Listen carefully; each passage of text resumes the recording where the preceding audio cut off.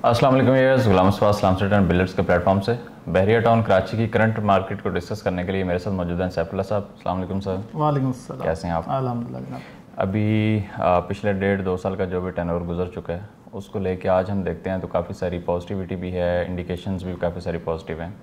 बहरिया के एनओसी भी रिस्टोर हुई है, इसी तरह से दीगर फैक्टर्स और भी हैं। तो इसका मार्केट के ऊपर क्या इम्पैक्ट आप देख रहे हैं? अच्छा, अल्हम्दुलिल्लाह ये सिर्फ रियल एस्टेट सेक्टर के लिए नहीं है या कंस्ट्रक्शन की फील्ड के लिए नहीं है, ये पूरे मुल्क के बिज़नेस के लिए, पूरे मुल्क के हर सेक्टर के लिए अल्हम्दुलिल्लाह बहुत पॉजिटिव इंडिकेशंस हैं और पॉजिटिव फैक्ट्स जा रहे हैं, स्टैट्स सारे जा रहे हैं। हमारे जो ये सारे क्राइसिस शुरू हुए थे वो इनफेक्ट हुए थे पॉलिटिकल इंस्टेबिलिटी की वजह से। तो आज हम सब देखते हैं कि उसमें अच्छी खासी स्टेबिलिटी होती हमें नज़र आ रही है। जब वो नज़र आती तो एट द सेम टाइम बाकी इकोनॉमिक और बाकी जितने भी बिज़नेस को लेके चीज़ें सारे इंडिकेशन जो हैं पॉजिटिव ही चलते हैं। बिल्कुल। तो आपने बिल्कुल सही कहा कि जितने भी स्टेट हैं, जितने भी इकोनॉमिक जो रिव्यूज़ हैं या जितने भी जो इस मामलात को देखते हैं वो सारे लोगों के ये स्पेशली हम स्टेट बैंक के जो स्टेट हैं उनको देखते हैं। आज देखें जिस स्पीड से इंटरेस्ट रेट कम हो रहा है, किसी भी इकोनॉमी का जो डिपेंडेंसी होती है वो उसमें इंटरेस्ट रेट का बहुत बड़ा रोल होता है। क्योंकि जब इंटरेस्ट रेट हाई होता है तो इसका मतलब ये होता है कि फ्लक्चुएट जो उसकी फंड्स की फ्लोटिंग जिसे कहते हैं या जो कैश फ्लो है वो रुक जाता है, जमूद आ जाता है। तो आज अगर हम कंसिडर करते हैं पिछले 3 रेगुलर इंटरवल्स को, तो तीनों में इंटरेस्ट रेट कम हुआ है। और अगले 2 जो टर्न है जिसमें अभी मिड नवंबर है और आगे जनवरी है, उनमें भी यही बताया जा रहा है कि इंटरेस्ट रेट मज़ीद कम होगा और बड़ी स्पीड से कम हो रहा है, 1.5%, 2%। किसी भी इकोनॉमी में इतना ज़्यादा इंटरेस्ट रेट का कम होना बहुत बड़ा रोल होता है। खैर हमारी इकोनॉमी है ऐसी कि इसमें जब ये बढ़ना शुरू होता है तो बढ़ता भी इसी स्पीड से ही है।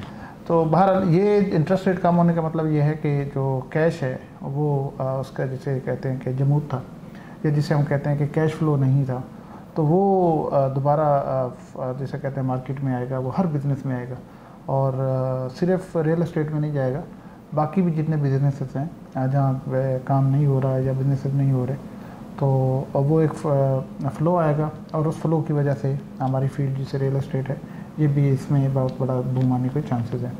एट द सेम टाइम अगर हम लोग बाकी फैक्टर बहरिया टाउन की मार्केट को लेके देखते हैं तो जैसे आपने अभी एनओसी का जिक्र किया, फिर बहरिया टाउन कंस्ट्रक्शन को लेके इसमें बहुत ज़्यादा लीनियट है। जैसा विला की कंस्ट्रक्शन को लेके सिंगल फ्लोर की बहुत बड़ी रिक्वायरमेंट थी मार्केट में कस्टमर्स की, जो लोग अभी इनिशियली जिनकी रिक्वायरमेंट सिंगल फ्लोर की है या बजट उनका सिंगल फ्लोर का है या टाइम इतना लिमिटेड है कि वो सिंगल फ्लोर बना के रहना चाहते थे, तो उनको जिसे कहते हैं कि डिस्करेजमेंट मिलती थी।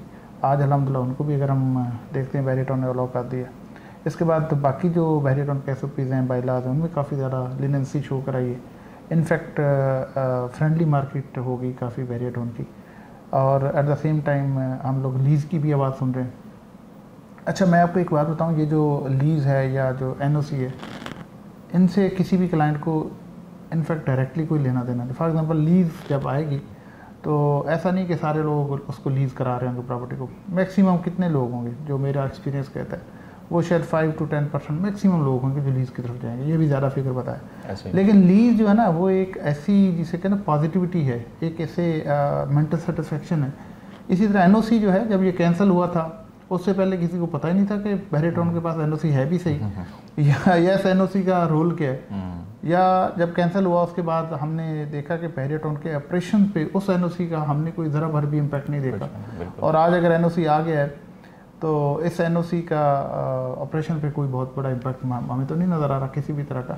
लेकिन ये क्या है, ये वो सारी चीज़ें जो पॉजिटिव इंडिकेशंस हैं, जो एक मेंटल सेटिस्फेक्शन देते हैं, जो एक इन्वेस्टर को, जो एक एंड यूज़र को जिसे कहते हैं कि उसको एक मोटिवेशन मिलती है कि ये चीज़ें सारी पॉजिटिव हैं। और मैं एक बात ज़रूर कहना चाहूँगा कि अगर ये लीज़ वाली जो बात है ये आगे फर्दर चलती है, मलिक साहब का पाकिस्तान में आना, मार्केट में दोबारा आना, चीज़ें करना, NOC ऑलरेडी आ गया, तो ये सारी चीज़ें ये शो करती हैं कि पॉलिटिकली जो बहरिया टाउन के मामलात हैं गवर्नमेंट के साथ हैं या एस्टेब्लिशमेंट के साथ या डिपार्टमेंट के साथ, तो वो सॉर्ट आउट हो गए।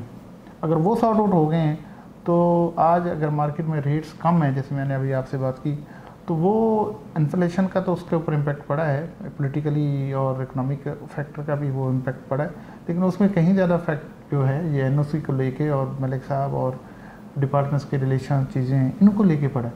तो मेरे ख्याल से एक तरह से नहीं चीज़ें बेहतर हो रही, मल्टीपल जो इसके साइड हैं हर तरफ से जिसे कहें कि पॉजिटिविटी आ रही है मलिक साहब को लेके, बहरिया टाउन के इंटरनल मामला को लेके, बहरिया टाउन की पॉलिसीज़ को लेके, और सबसे बड़े फैक्टर इकनॉमिक और पॉलिटिकल है।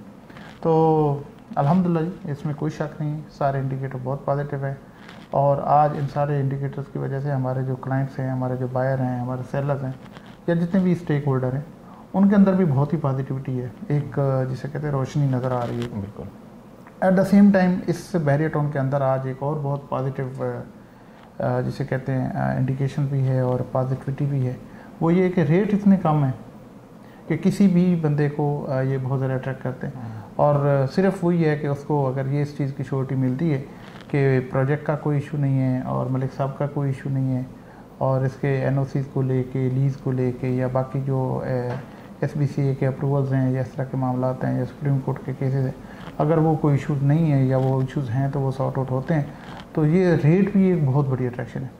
तो मैं देखता हूँ जो मुझे समझ आती है, नज़र आ रहा है, और ये जो मेरे सीनियर्स बता रहे हैं, बहुत जल्दी समझे कि हफ्तों में इंशाल्लाह मार्केट में आप बहुत चेंज इंशाल्लाह देखें। इंशाल्लाह sir, thank you so much.